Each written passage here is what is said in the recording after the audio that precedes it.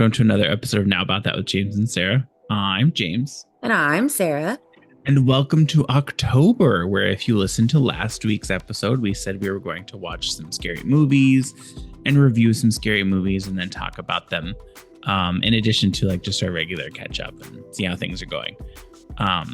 So this week we watched It Follows, and I took some notes, and then I also pulled up some reviews of the movie from a couple different people, and I'll include a bunch of these and links of these in the description of the podcast. So I also took notes. So first, before we jump into that, what are your thoughts, Sarah? On the movie itself? Or just in general? Whatever you want to do. Okay. Well, I mean, as far as horror movies go, like, it was okay for what it was. Yeah. There were a couple of moments in there that I thought were, pretty good. They got me a little bit. Yeah, I think I always say the biggest, like the scariest part of the movie is the hallway scene where her sister, whoever, I don't think she's her sister, her friend or whoever that's always at their house, is like standing at the door, and then the guy appears behind her. Yep. Just out of the darkness. Yeah, that was mortifying. I jumped. I was scared. That scared me. Yeah. The only other scene, like part of it that was kind of scary, is the like kid that's in the beach scene not too far after that. Yes. Where he like hisses, and it's like I think the weirdest thing with that kid is he's the only one of the figures, I guess that's what we'll call them, that actually makes noise. The rest of them don't make any noise. Yeah. Like they don't say anything. They don't make any type of sound. They just walk. Yeah. Until they attack. Until they attack. But like, I mean, I don't know. I have a lot of thoughts about the movie. I took notes, as I mentioned. So let me just get my little notepad pulled up here. I did not appreciate the panning. Oh, sorry, hold on. So for those of you that are listening, if you haven't seen It Follows, there will be spoiler alerts that we'll probably talk about that will spoil the movie. But when was it released? 2014. So yeah, if you haven't seen it's 10 years old. If you haven't seen it yet, it's sorry your about that. You're probably one of us. Anyway, so number one, I did not appreciate the panning shots, especially in the beginning, because it felt like every other shot they were panning around. Yeah. And I was just like, bro. I think I don't really know why. I think that's just the style of that director. Well, I think that as I continued watching, I feel like he was trying really hard to, one, make it artsy, and two, to like keep referring back to the strangers in the crowd kind of thing. Yeah. Which was mentioned at the beginning. I noticed in the very beginning, I don't know if you saw this, but there was in one of the many panning shots, as it was circling around, I happened to notice like this weird glowing moon or orb, and it was like a red in like one of the windows that circled around. Yeah. It was interesting. I wasn't expecting to see something like that, and it just happened to catch my eye. My first impression of the movie was absolutely that it was trying too hard to be artsy. Yeah, I didn't. So I think my biggest thing with the movie is I don't understand like what time it's supposed to be set in. That's what I said as well. And I looked it up. And what I found on Google said that it's supposed to be set in 2014, which is the year that it came out. It's Yeah. supposed to be set in 2014. But because it's set in like Detroit, just outside of Yeah. the city, that's why it has that like 90s nostalgia feel. Yeah. I said like it felt like it was like 2008 around the time because of all like the houses that were abandoned and in disrepair. It felt like it was about the same time that like the economy like went down the toilet in 2008. Right. That's true. That's the big true. like the bubble burst because Right. of all the all of the housing issues. I think it's hilarious that it was set in Detroit because I knew it was set in Michigan before I realized it was set in Michigan. Yeah. Because I was like, where in the back roads of Michigan is this? Yeah. At one point. It is a very like the houses are very kind of like Midwest houses. They are very Midwest. The whole thing has a very Midwestern vibe to it. Yeah. I want to know where that girl, and I don't understand who this girl is because I don't think she's her sister. The like curly haired girl with the glasses. I don't think she's her sister because she said something about her sister being really attractive to the other sister. Yeah. So I don't know who she is. I don't understand why she's always there and like what she added to the plot point aside from getting shot. Yeah. Aside from getting shot, but also like in the beach scene where they're at the beach and her hair gets pulled. Right. She's the figure is her walking close, like walking toward them. And it kind of with her being there, like she's not in the shot at first, so we don't see that she's actually there. So we think it like puts you into a false sense of like security that, oh, it's just her friend walking like slowly because she's tired or whatever. And then she kind of floats into the scene. And then we realize, oh, that's not, it's a thing. So it's like, no, and I definitely kept saying, please turn around. Please turn around. It's just like, what more is this girl adding to it? But I do want to know where she got, like, what this clamshell thing is. Same. And like, where she got it. I think it's like just a reader. An e-reader? I think it's just an e-reader, yeah. Yeah, I'm like, where the fuck did she get that? Because I want one. It's so cute. What the fuck? Yeah, so I think that was like that. I'm still not I'm not understanding who that girl was or what she actually put into the movie, other than being that one section where we were supposed to assume it was her, and then we saw her float by on the raft. Right. I honestly felt like, oh, here was another note I had, which was that I hated the wheelchair footage. Yeah. So the wheelchair scene, hated that. I fucking hate shaky camera. Yeah, and I think it was meant to be like that because, like you were saying, he was trying to make it look like they probably mounted it on the camera onto the wheelchair and then like pushed her. Yeah. So I mean, I kind of understand where they get it from, but it's kind of like they wanted to introduce a found footage feel to it a little bit. Yeah. But I don't know. I'm just not a huge fan of found footage movies. Yeah. I think some of them are okay. Some of them are okay. But like overall, if the camera work is really shaky, it's very distracting for me. Yeah. And it makes me feel kind of sick. Like, gives me a little motion sickness. Yeah, I can't remember if it's Murder House LLC or something like that, but that's a pretty okay one that we've seen. It's on YouTube.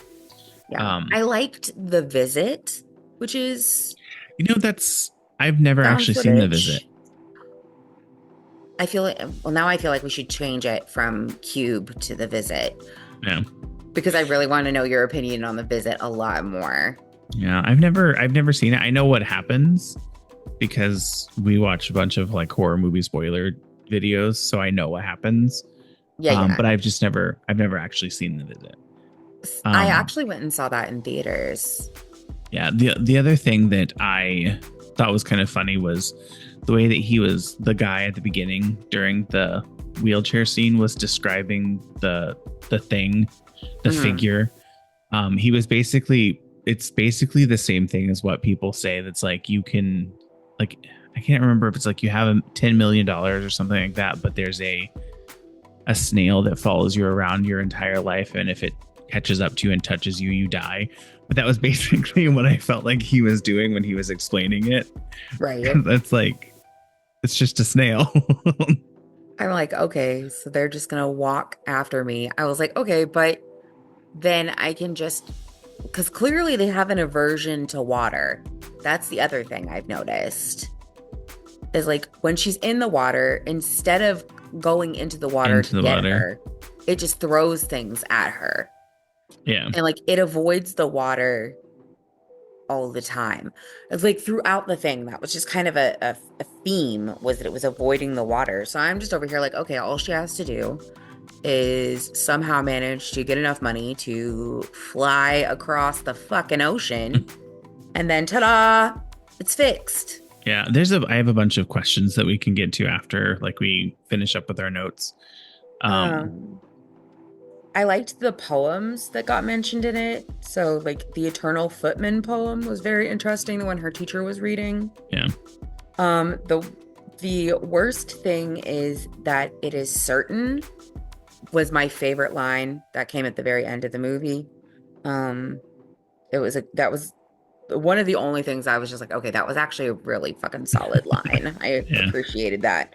But also I I felt like it it was just like a modern day fairy tale, because it's kind of like how fairy tales, a lot of people don't seem to realize that fairy tales all started off as extremely gruesome stories. Yeah. And the reason that they were gruesome was to help get across like some moral or some point for, children to get. Yeah. Um, so like for example, with Little Red Riding Hood, the purpose of the wolf is to scare children into not speaking to strangers. That was literally a thing. Was like, we'll teach our kids not to speak to strangers, because if they speak to strangers, something bad could happen. So this just really felt like a huge propaganda film of anti-premarital sex. Yeah, that's kind of one of the things, but something I read online was there's a discussion about the movie being commentary on how there's no way to escape death, and like death in the end catches up to everyone. Right. But how But does that tie into the sex aspect? that's the part of that conversation I don't really understand, because it's Because like I can kind of see that, but the whole point is like it's essentially an STD. Yeah. Or an STI that's just like passed between people. And it just, I don't know, it just doesn't make sense to me. Because it really just felt like a modern day fairy tale telling of a story to warn children against having sex before they're married. Yeah. But also, can I just ask why we have this obsession with watching children have sex on TV? It is very strange. Yeah. Well, I think that's the thing that I don't quite understand with this, because I don't know that they're children per se. Like, I think they're all in college. They're supposed to be like 18, 19. Yeah, like college age, which is still kind of still gross. A child. That's a teenager. Yeah. That's a child. Their brain is not fully developed yet. So why are we watching teenagers have sex? I don't like it. I don't understand. I think it why. Plays into your statement that it's kind of like a retelling of don't have sex, premarital sex. But I'm just like, brother, my other thing that I wrote down is, I'm kind of interested to know, like, do all of the people that she sees, like, is it someone that is important to her, or someone that like has significance in her life, or is it like sometimes they're just random people, but sometimes like her dad is there at the Yeah. end in the pool. Spoiler. Is it sometimes someone that's important to her? Yeah, because I think that's what the dude says at the Yeah. beginning is like anything that will get it closer to you. I also don't understand why all of them are either very like undressed or completely naked, Right. but they all Um, have shoes on. but they all have shoes on. I also thought that was really weird. At the very beginning, when Annie runs out of her house and she's like freaking out, she's wearing heels. Yeah. And I was, I but think the she had rest of just her gotten back outfit from a is, date. but the rest of her outfit is like bedtime. Like,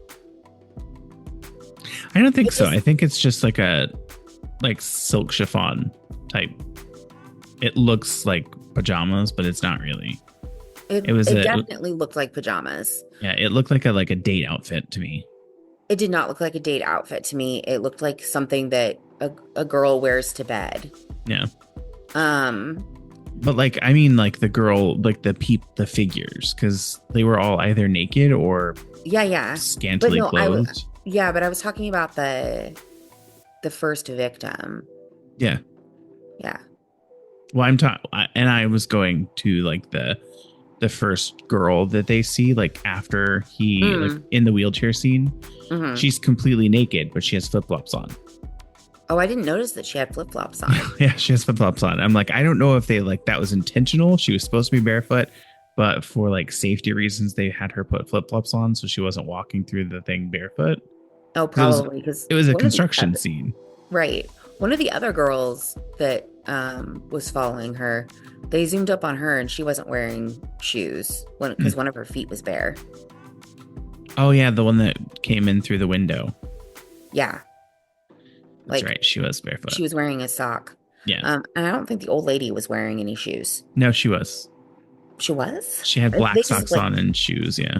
Okay, I just saw the black socks. To be fair, I wasn't really paying attention to that part. A couple of little goofs that I notated was at one point when they were jiggling the door, the lock, it wasn't even locked. The door wasn't locked. It was not in the locked position. Well, no, it was not locked. Well, there are some handles. Like I remember living in a house where it's not the usual like up and down for locked and straight across for unlocked. I've never seen a lock be horizontal. Yeah, it was a shitty place. And it was, okay. They were like locked. It was horizontal. But their place wasn't shitty. Their place was a nice. I don't think it was. House. That I don't think it was meant to be. Yeah, was that it was supposed to be well kept. The whole point, it was so funny because I was reading about it. Was that he wanted to show like the disparity, like how big the disparity is in that part of Michigan, where you see all these nice, cozy, well-maintained houses, and then it transitions into what the city actually looks like. Yeah. Oh, yeah. I guess there was that discussion that they were having as they were going to the pool. Yeah. That their parents didn't let them go past like near the 8 Mile. Yeah. But I just assumed, and it could just be because my brain was in the like that. I didn't think that's the way someone living in the 2014's house would look, because, or if they did, they were the type of family that didn't have money. Right. And were struggling.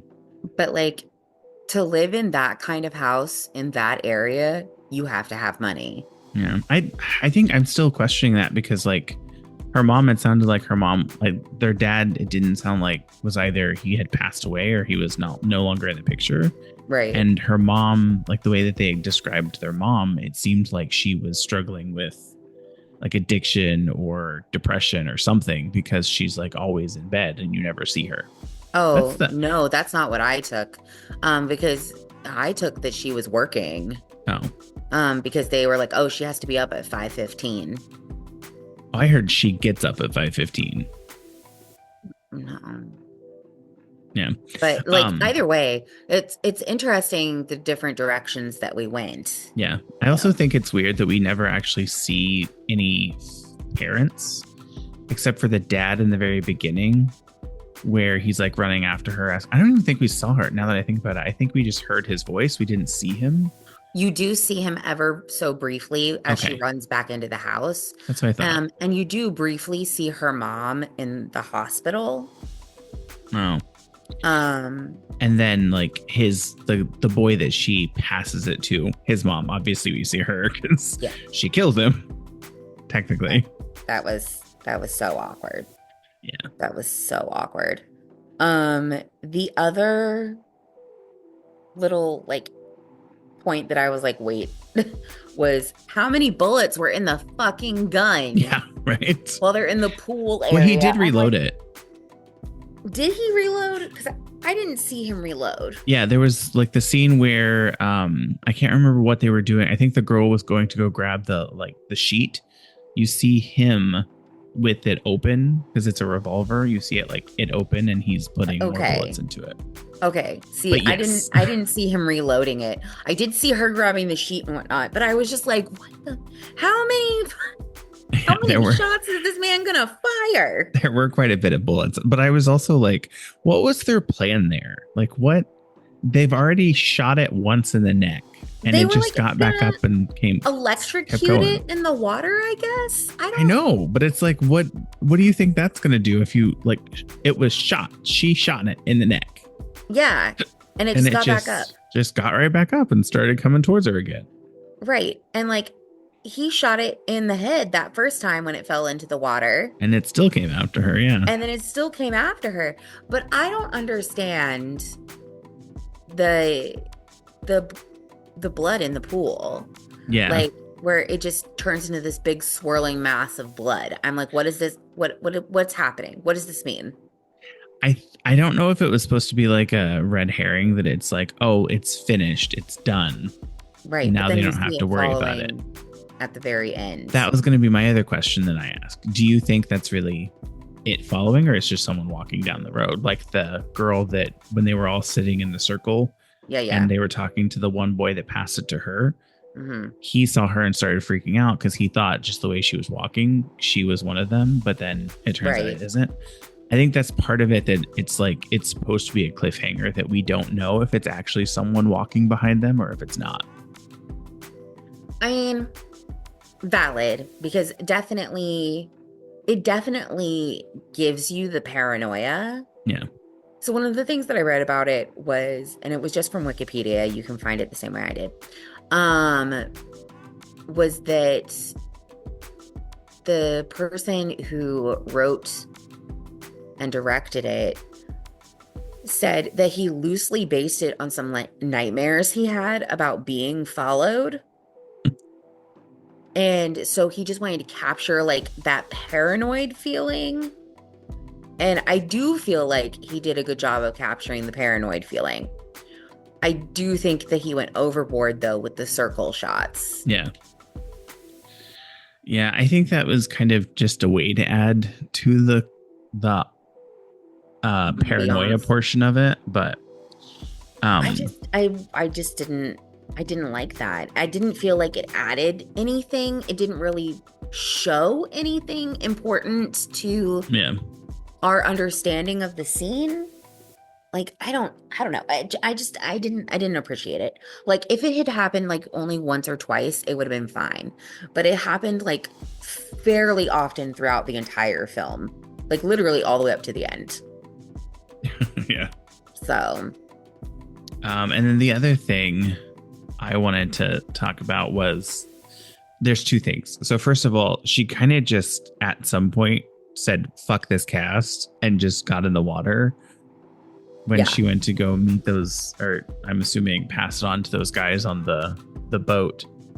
And then again, in the pool. It's like she said, "Fuck this cast," because it's basically at the end, it's just a sock. Like Yeah. there's no cast left. Yeah, there was no cast left. I'm like, bitch, your arm's not going to heal. But then Like, also, I was like, how the fuck did you break your arm running into a cornfield like that? I think she hit something and it like because it was an older car, there was no airbag or anything. She like smashed her arm against the dashboard. I'm assuming. I I don't know. guess, like, because I mean, I saw where she hit her head. That Yeah, part made sense to me. But I was just like, what's with this broken arm? yeah, But then also the thing that threw me off for the time, for like the timing of it, is because at one point when she's trying to call Greg, the guy that she slept with, trying to pass it on yeah, to warn him, you know, she fucking uses a landline, an yeah. old-fashioned landline. And I was just like, I don't understand. Well, that's another reason why I think I didn't. I got the sense that they were like more a more poor family because she didn't like none of them had their own cell phone, and they were all using old landlines. They had those old like tube televisions. They didn't have a flat screen. Right. So that's why I was kind of more like, oh, it's a family that doesn't have much money. I don't know. It just like the things like, that kept showing me, it was like either they didn't have much money or it was set in the early 2000s. right. Which I kept feeling like it was set in like the late 90s, early Yeah. 2000s. Just because it reminded me of my friends' houses that I went to like back in the 90s. Yeah.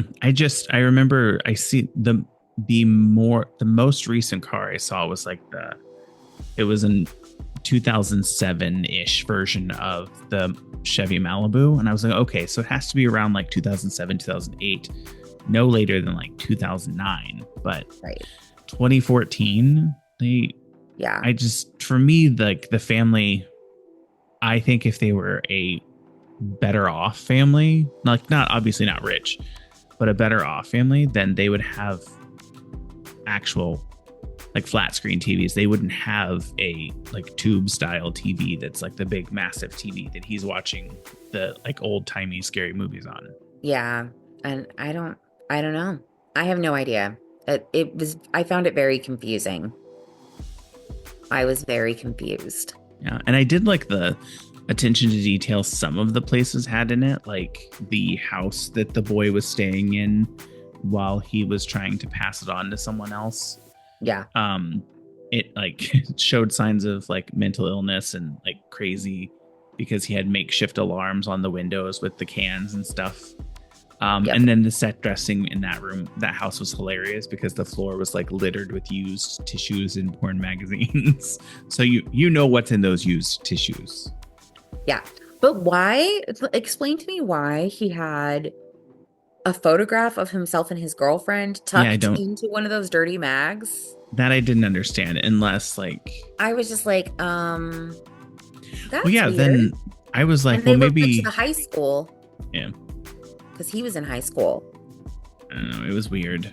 That was the other thing. I was like, they went to the high school, and this high school is just okay with giving the name and information about this kid out to these random people that just walk in. Right. Like, what security does this high school have? What is happening here? Not very good security. I'm just like, I don't know. I don't understand. I also found that her choosing to give the thing to the boy that lived across from her was a weird decision too. I agree. And she goes on to talk about it later, where she talks about she thought he was going to be fine. I was like, seems obviously not. Like, I don't understand what your justification was here. I'm over here like, okay, why would you sleep with him when he clearly doesn't believe that it's real? So he's not going to be on the lookout. He's not going to be paying attention. Like, maybe she just did it for like a little bit of relief, so it wasn't coming for her for the time. But then why did she react like that when she saw him basically as the figure walking towards the house and not being able to get in the house and breaking in. Right. I'm just like, I don't understand. I also think that's the last place I would be heading is if I saw someone coming, like if I saw that happening, I would be heading towards their house, towards the house to get him, to help him. I would be heading as far away as possible. I'm like, and then the same thing with when she sees the girl that you're taught, like the first girl that she runs into when it breaks into the window or her house. She runs upstairs. Who the fuck runs upstairs? Why is that a thing in all horror movies? I was like, what are you doing? I don't understand.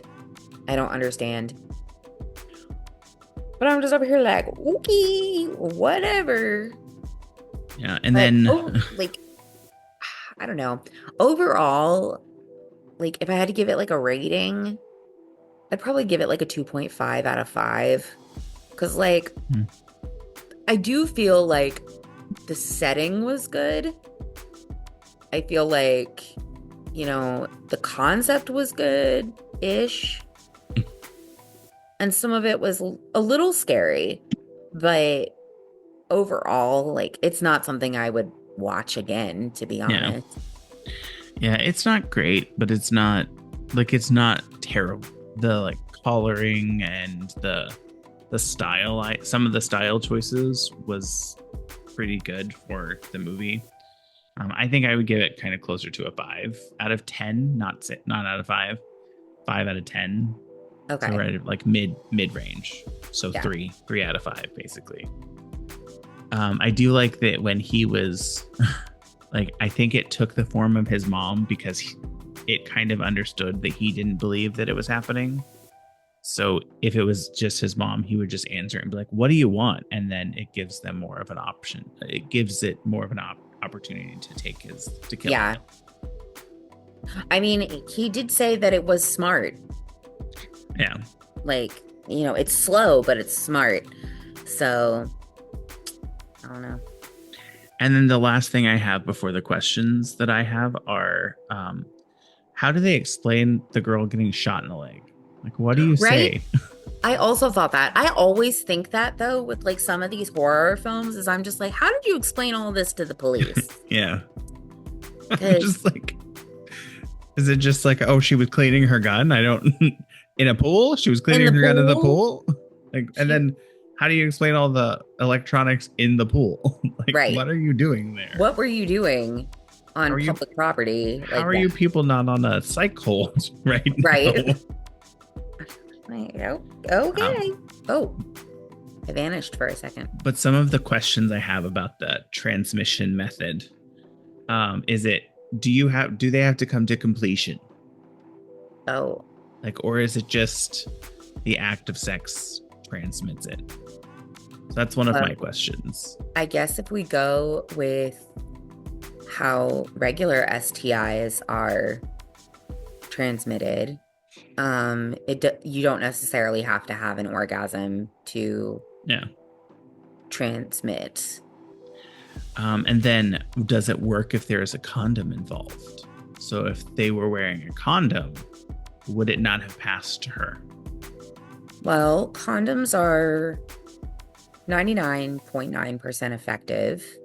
Maybe this is one of those 0.1% where it would work no matter what. Right. And then the last question I have is it strictly penetrative, or does it work does it transfer if it's same-sex relations where there's no penetration involved? Like just oral instead. Maybe not oral, but like. I mean, I know there's others, but like oral as an example. Yeah.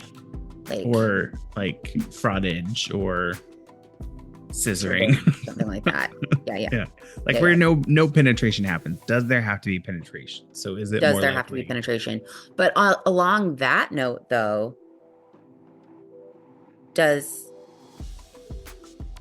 the penetration matter if it's a toy instead?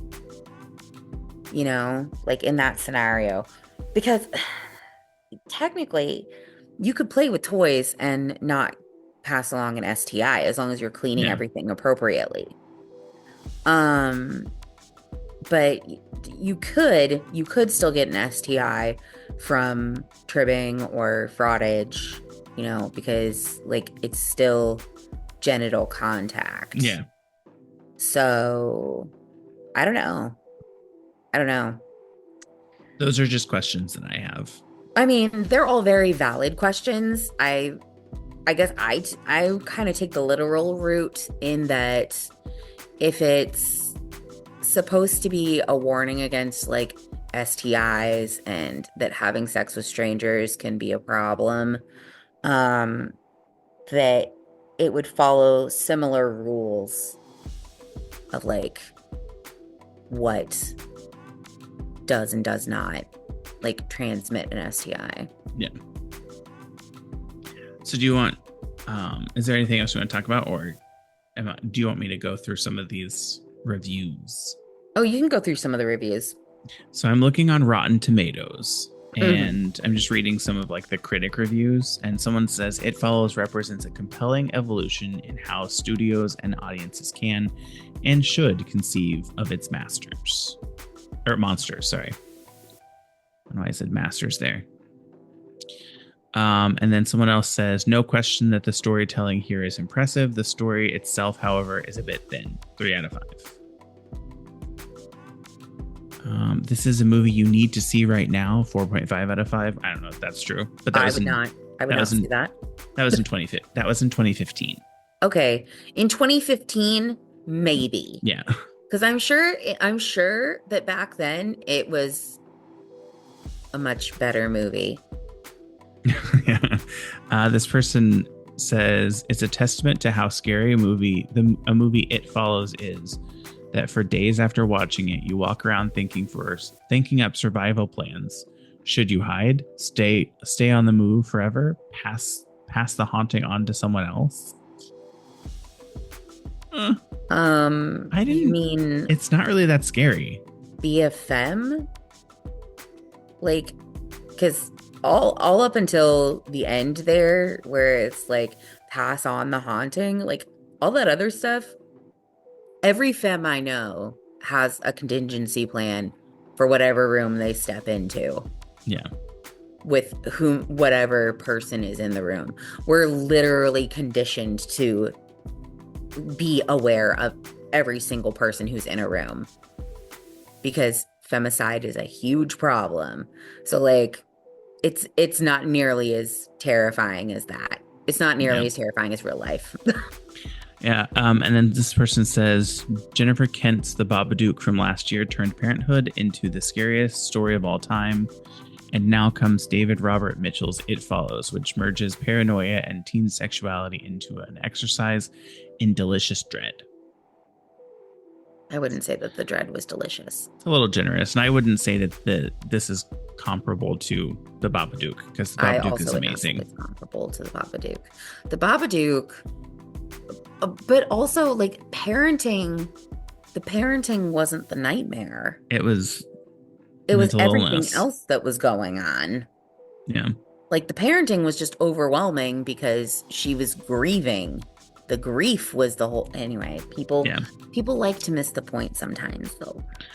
It follows an effective pastiche, but a studied one. By the end, even its ambiguities are overdetermined or feel overdetermined. Agreed.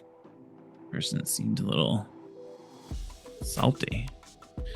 There are some truly arresting visuals, including some particularly striking uses of perspective, but it's the story between the images that unfortunately doesn't hold up. 2 out of 5. That's kind of how I felt as well. Yeah. I mean, I feel like I was being generous by saying 2.5, to be honest. But like, I gave it the extra rating because I do feel like visually it was there were definitely many scenes that were very visually striking, and I appreciated them. This is from a person that watched it just this year, technically. So it's September 23rd, 2024. Decent idea, but half-baked. Nothing against low budget films, but this seemed like they could have done better. Pretty poor acting at times and a lot left unexplained. The lack of explanations didn't feel like it was done for interpretive value, but more likely they just didn't really know where to go or some scenes. Definitely overhyped. Yeah. I could somewhat agree with that. I don't know that I agree with the 1.5 stars that they gave it, but No, I don't think I agree with 1.5 stars, but I definitely I don't know, man. It could have done better. Like, I knew what the premise was, obviously, because it's been out since 2014. yeah. But I don't know. I guess I had hoped that it was more interesting than the premise led on. Yeah. This one kind of seems interesting. It's from September again of this year. It says this movie made me uncomfortable because it's essentially about turning a girl into a sex slave under threat of death. And what's more disgusting is how easy it is for her. The demon isn't a threat. I don't know that it's a demon at all to this girl. It's an inconvenience. The movie could have been scary with a male protagonist, especially if he was ugly. It's a bit much. Imagine the things an ugly guy would have to do to get rid of this demon. It would be a bit harder than swimming out to a boat full of guys and having them run a train on you. Oh. It took a turn. I didn't think it was going to go there. I also didn't think it was going to go there. That was like a and that is well when you think about it, that is kind of what the guy that passed her basically said. He was like, you're not going to have a hard time getting rid of it. So it's easier for you because you're pretty to give it to other people than it is for me to give it to other people. Right. Which, I mean, again, is true, but again, it does put her into this position of sex object. Yeah. At that point, she pretty much has to has to do whatever to get rid of it, and has to keep doing that to get rid of it. Yeah. So I do see where they're coming from on that, but they didn't have to dive off into the train. Yeah. And then I guess that kind of does, just based on the boy that she eventually, her friend, childhood friend that she passes it on to, it kind of talks to the way that he had to pass it on, where he was driving through and had to find a hook, a sex worker. Thank you. So it's he wasn't as conventionally attractive as the boy that she first passed it on to. So when he had it, he had to find other ways to try and pass it on. So he decided, I don't know if it was because it made more sense to pass it on to a sex worker, or if it was just that was the only way he could figure out. Right. I don't know. And then the last one I can read off, I'll read off is this movie has the most confusing unrelated shots. The symbolism is pretentious, and it clearly just a play to critics who want to pretend they are very smart. Many scenes were left with no explanation and left the viewer guessing which was the worst artistic choice I've ever seen. The color red was overdone. But you talked about the color red at one point too. I did. I don't agree that the color red was overdone, because I think that's the rest of it was so undersaturated that when you saw the red, it was something that really made sense, because we only see red a few times. You pointed it out once. There's the red blood in the pool, and then at the end when they're in the hospital with the girl that got shot in the leg, she's wearing a red dress. The rest of it, she's wearing lightly colored or neutral colored clothing. Right, but I think they're talking about the other parts, because, for example, the one girl that she runs into is bleeding down her leg. Yeah. She's definitely got blood all over. There's a lot of blood throughout the thing. So I can see why they would say that, especially in contrast to the fact that it feels kind of like it's autumn, even Yeah. though they're swimming. Yeah, that was one thing I didn't understand, maybe because they think Michigan is always gray and gloomy, or that was an artistic choice that they wanted to make. But it did feel like it was in the fall, yeah. It definitely felt like it was in the fall, especially because they're in school. Like she was in a class. So then that made me question, okay, well, what are they doing the rest of these days? Because obviously not every single day is a weekend or a holiday. But I don't know. The timing surrounding it was very confusing. Just for a multitude of reasons. I don't know. I agree though that I felt like parts of it were extremely pretentious in that, like, it's just trying to be artistic. Yeah. I am one of the people that I'm a completionist, so I like to see an ending to a movie. Mm-hmm. Like I like when a movie has like a finalized ending and it doesn't like leave it up to the interpretation of the watcher. Right. The viewer. I like ambiguous endings, but I like well done ambiguous endings. And this was not a well done ambiguous ending. So would you say like Inception, is that a well done ambiguous ending? Yes, I would say that Inception's ending is a well done ambiguous ending.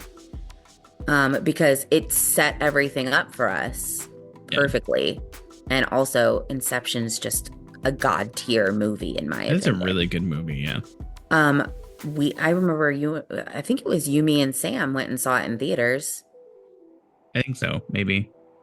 I know that I definitely saw it in theaters twice because I went once with somebody, I think it was you, and then the second time I went with Donnie because I had to bribe him to go with me. Well, that was all kind of I had to go through It Follows. So how's everything? Do you have anything else you want to talk about? Not about It Follows, yeah. No, not about It Follows. So for those of you that were just listening for our It Follows review, then you can please stay and listen to the rest of it if you want to. Otherwise, we're going to transition to just chit chat and talking. Our usual shtick. So how's Sarah going? Sarah is so tired. I did so much this week. Yeah. I did so much this week. So I had I finally got my Texas driver's license. I called the court to let them know that I got my Texas driver's license. And they told me that they couldn't dismiss it, that was not a dismissible citation. Or at least the clerks couldn't dismiss it. Yeah. So I had to set up an appointment to go to the court, which was half an hour away. And basically petition the judge to dismiss my ticket. Now, she did dismiss my ticket because I'm in compliance now. But that was still the most anxiety-inducing time of my life. I also don't understand why that's a ticketable offense. I don't either. I mean, I would think it doesn't matter as long as I'm driving with a driver's license. Yeah, and it's current. Like if your driver's license had expired, yes, I understand. Right. But it's like, why? I don't understand why when I move from one state to another, why I need to get a driver's license before my current driver's license expires. I also don't understand why each state has its own driver's license. It's like, yeah, I don't understand that either. I'm like, why can't we just have a federal driver's license? No, that just seems like it would make more sense. Like, let me pay an extra fee and then I can just have one that's for the entire United States. Yeah, exactly. Or I wouldn't have to switch it ever again. Let's see, what else did I do? I had to go do my drug test. I had to get a flu shot. I had to get my blood drawn. And of course, getting my blood drawn is always a big to-do because my veins suck. Do yours like move around? They do, but they'll also break.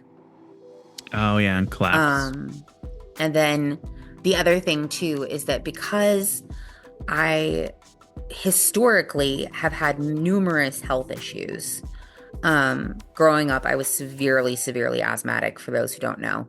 Um, and so I was in and out of the hospital a lot as a little kid. And so my veins have scars on them, which makes it difficult for them to get the needle to go into the vein itself without it pushing the vein to the side instead. Yeah. So it took 6 different tries over 2 days. Jesus. And my hand, they ended up having to go through my hands, which is usually what ends up happening. So my hands are covered in bruises. It looks like I've been shooting up between my knuckles. I remember, so two things, 2 stories I'm going to tell you.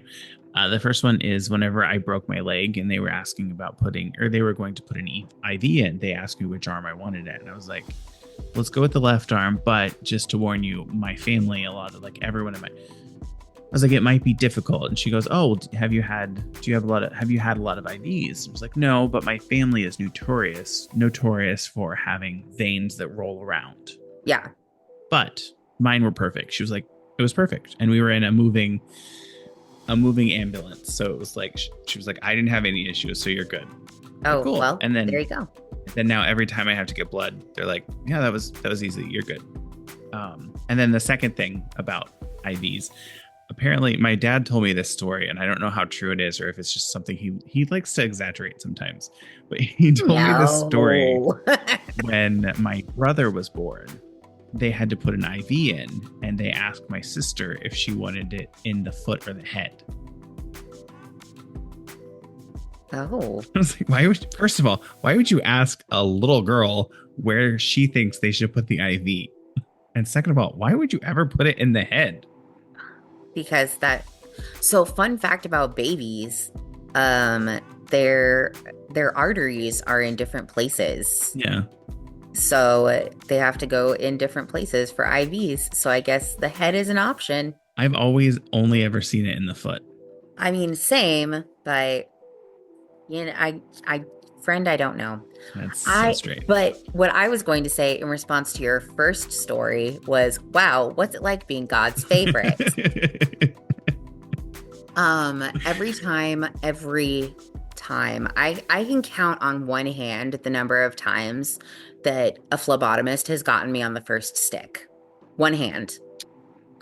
And I've lost count of how many times I've had to have IVs or my blood drawn or whatever and had to go through this. And usually what ends up happening is they have to get like the little vein Doppler and like try to find it that way to get it.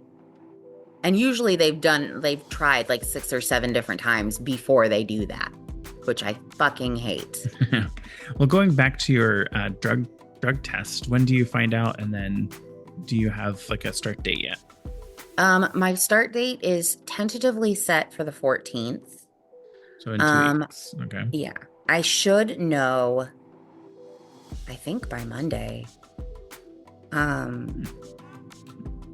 want to say that I knew the next week last time, but I mean, it's been a little bit.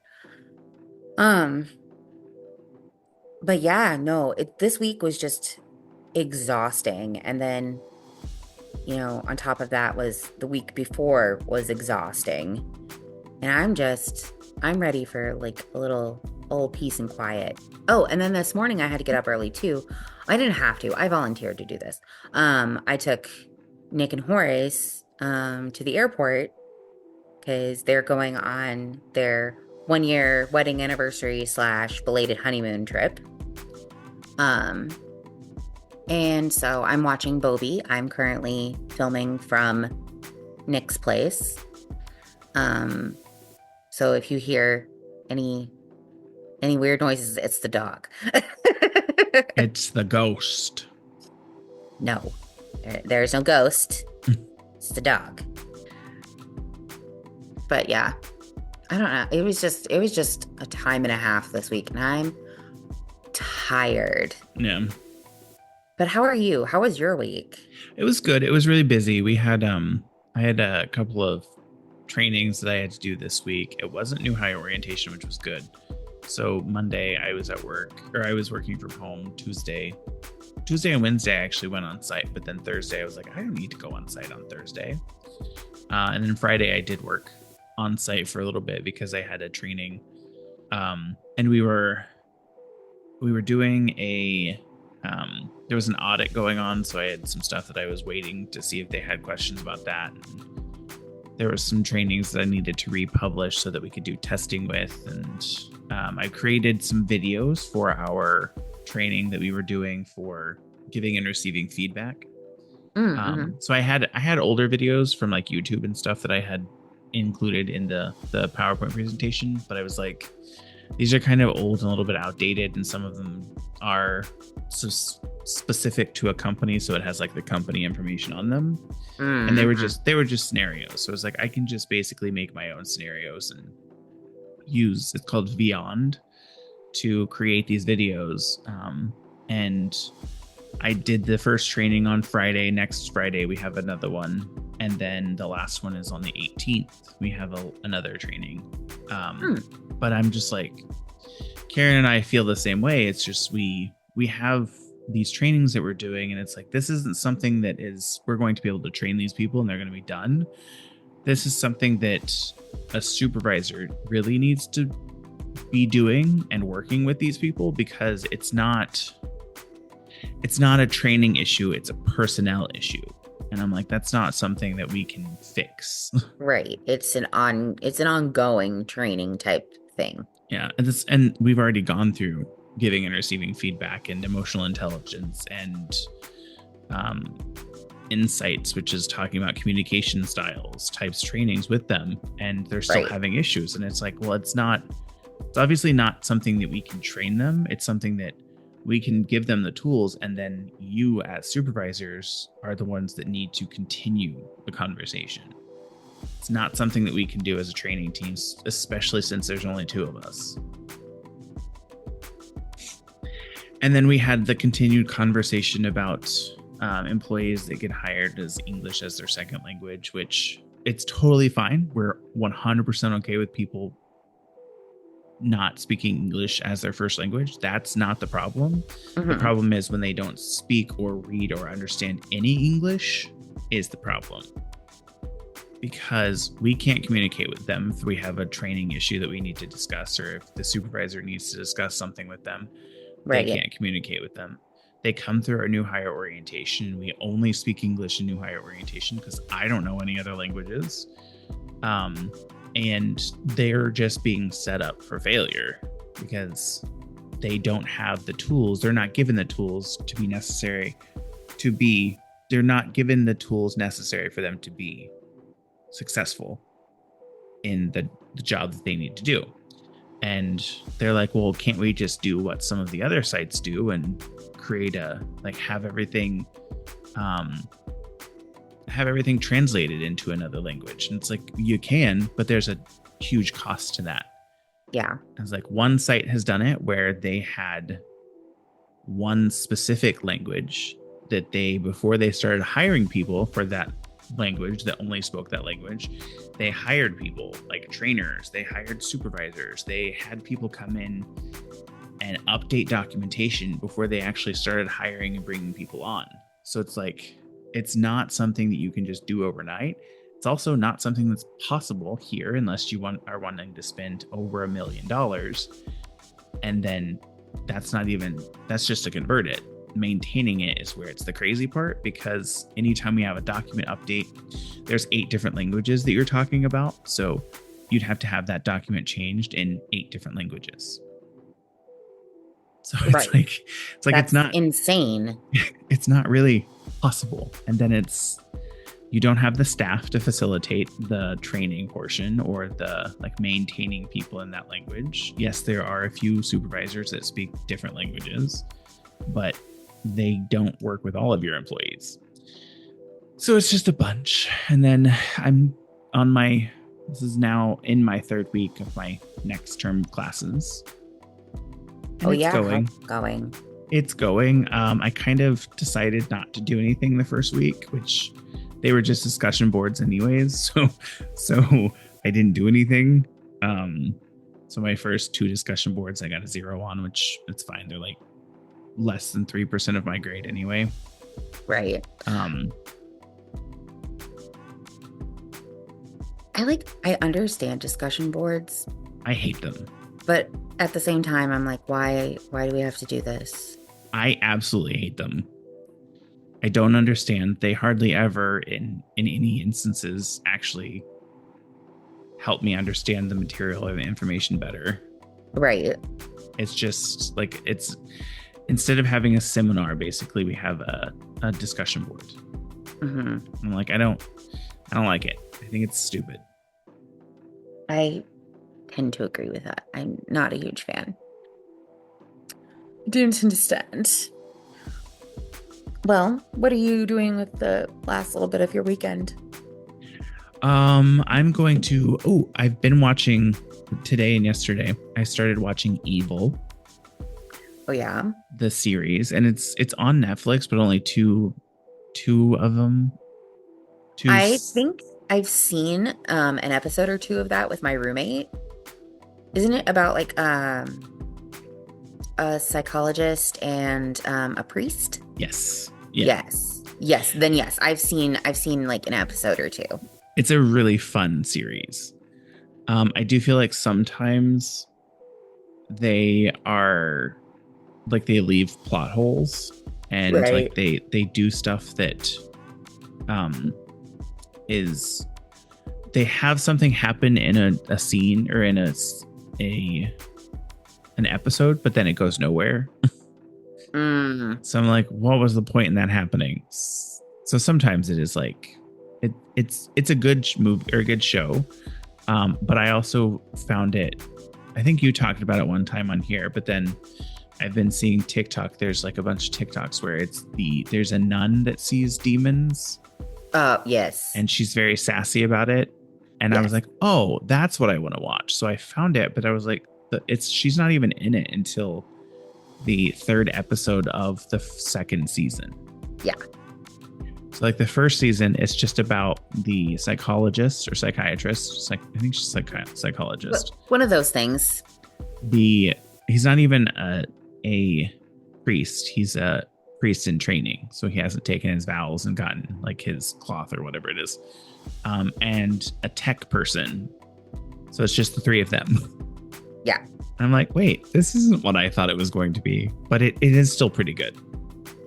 What was I watching? I was watching.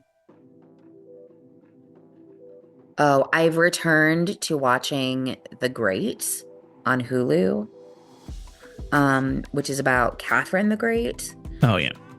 Loosely based on Catherine the Great, which then led me into reading more about Catherine the Great. Like I knew some about her, but not enough. And I think the shittiest thing that I read was that. Okay, so Catherine the Great usurped the throne from her husband Emperor Peter of Russia. Okay, he didn't even want the throne anyway. He hated Russia. She decided she loved Russia, and hated him, so she got rid of him. Okay, and she did all this great stuff trying to make Russia great. So like giving women more rights. Is it the one with Dakota Fanning? Okay. No, it's her Elle. sister Elle. Yes. I was like one of the Fanning sisters, yeah. It's one of the Fannings. But yeah, I like The Great. Oh, let me finish my thought. I got distracted for a second. So, anyway, after, she did all this progressive stuff in Russia, her son got the throne and undid all the things that she did out of spite. Yeah. So, in fact, he didn't just undo the things that she did, he made them worse. It's usually about how it works, yeah. And he did that because she was a woman, even though that was his mom. And like, because he worshipped his father, who was a terrible emperor. And I'm just over here like, what? Anyway, it really contributed to my sadness on how men behave in general. Yeah. Just like, ugh. Well, I'm going to be continuing watching that until Ryan gets home, and then we have a drag race to watch. It's Drag Race UK just started. And then next week's going to be crazy because we have Drag Race UK, Global All Stars, and then next week starts Drag Race Down Under. So it's like there's 3 versions of Drag Race that are on at once. Wow. Insane. What a time to be alive, to be honest. Right? Because, I mean, it's still not easy to be out there and be queer, but it's getting there. No. And then tomorrow, Ryan and I will probably go grab some food, and then I will do my school stuff, and we'll probably just come home and watch some movies. There you go. I am working tomorrow because I switched shifts with one of my coworkers. So I'm working tomorrow, and then Monday I need to see if there's anything else, any other paperwork that I'm missing for this new job, which I shouldn't be missing anything, but I know that I'm not going to hear back from them until Monday. Yeah. So I'm just like, well, I'll find out on Monday if I'm missing anything, because they'll tell me. Did you tell Lyndon LBJ? Yeah, LBJ knows. Are they going to be flexible if it like doesn't start on the 14th? Yes. Okay. But also I told them that I wanted to stay on Sundays. Okay. Because working there doesn't drain me as much. Yeah. And it's something I enjoy. So I feel like even if I'm only working on Sundays, that's still a day that I get to do something I enjoy. That's good. So, that's kind of where we're at right now. But anyway, and then I guess I'm just waiting to see what happens. There's a light behind you. There's a light behind me that occasionally vanishes, but because my hair is cut off over here. No. Well, do you have anything else you want to talk about, or are you ready to call it a podcast? No, I think I'm ready to call it a podcast. All right. Well, let me get back to my Scripted close. All right. Well, thank you for listening to this week's episode of Now About That with James and Sarah. If you like this episode, please give us a like, a comment. Don't forget to follow or subscribe. If you would, please leave us a review on Apple Podcasts, Spotify, or wherever you listen, as this will help us get the podcast out to more people and help us grow. Feel free to follow us on social media. Our handle everywhere is @NowAboutThatPod. So we don't come up on that podcast. If we don't come up on that search, we're not on that platform. If there's something you would like us to discuss on the podcast, feel free to email us at nowaboutThatPod@gmail.com. Visit our website, www.nowaboutThatProductions.com, or you can leave us a voicemail or send us a text message with anything you would like us to discuss. Our phone number is 765-557-4170. Thanks again for listening. We hope you have a great week since this will be coming out on a Monday. And Sarah, enjoy the rest of your weekend. You too. Bye, everybody.